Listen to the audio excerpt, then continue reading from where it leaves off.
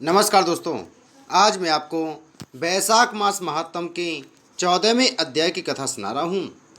तब राजा पूछने लगे कि हे ब्राह्मण, बैसाख मास के धर्म अति सुलभ हैं और ऐसे अनेक पुण्यों के देने वाले हैं जो भगवान को प्रसन्न करते हैं और तत्काल ही धर्म अर्थ काम और मोक्ष को देने वाले हैं।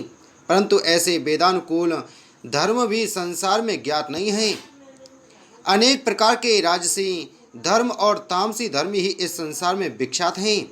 इसका क्या कारण है? श्रुतिदेव कहने लगे कि हे राजन, संसार में भोगों की इच्छा करने वाले मनुष्य अधिक संख्या में हैं, इसलिए रजोगुण और तमोगुण अधिकांश में पाया जाता है। बहुत थोड़े मनुष्य ऐसे हैं जो मोक्ष प्राप्ति के साधन करने वाले हैं, अतः वह बहुत ही कठिनता से मिलते हैं। मोक्ष धर्म क्योंकि इच्छा रहित है, इस कारण इससे लौकिक और पारलौकिक सुख के साधन होते हैं। वैष्णवी माया से मोहित होकर मनुष्य इसको समझता नहीं। बैसाख मास के सब धर्म सात्विकों के लिए कहे गए हैं और यही सतोगुणियों का धर्म है। इस पर एक पुरातन इतिहास कहता हूँ। इक्ष्वाकु वंश में नृपपुत्र एक महायशस्वी अक्रोधी ब्राह्मणों का मान करने वाला राजा हुआ है।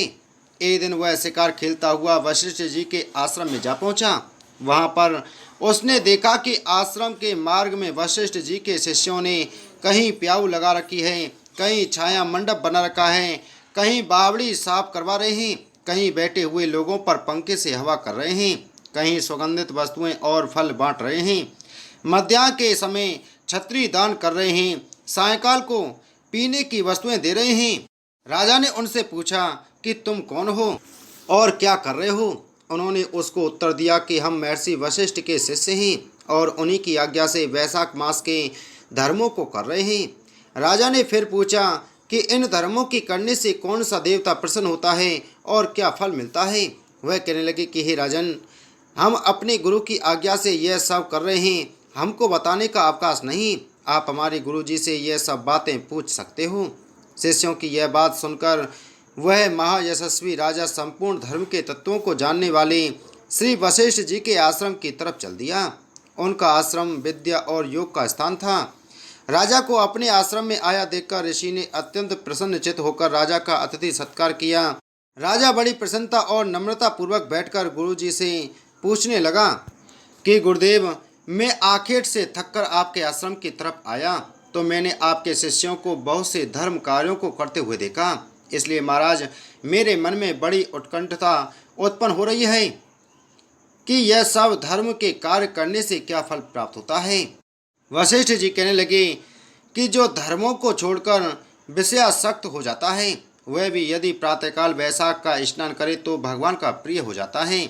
जिसने धर्म के सब कार्य सांगोपांग किए हों किंतु वैशाख का आदर न किया हो तो भगवान उससे दूर ही रहते हैं। जिसने वैशाख मास बिना दान स्नान खो दिया, वह इस कर्म से चांडाल योनि में जन्म लेता है। यदि कोई वैशाख मास में श्रद्धा से भगवान का थोड़ा भी पूजन करता है, वह उसी से प्रसन्न हो जाते हैं। अधिक धन अधिक परिश्रम वह नहीं देखते।